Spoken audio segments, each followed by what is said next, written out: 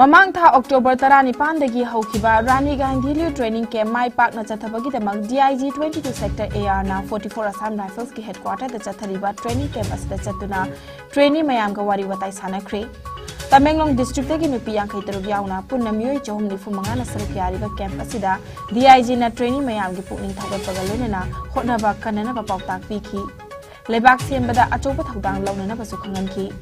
Training ka mari lenana award apana chingba kaya hangki baga lenana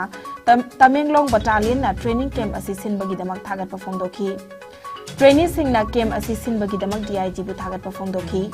AR na siliba training asina recruitment rally da susoi soidana mateng panglagan haiba wafam phong doki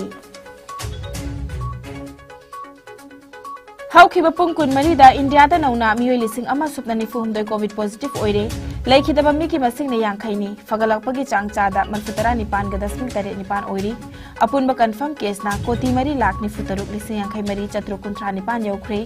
active case na lising taratare chatruk tara nipani laina asna maram oraga laikhidaba miki masing na lakh manga lising kumapan supna humbudra tare ni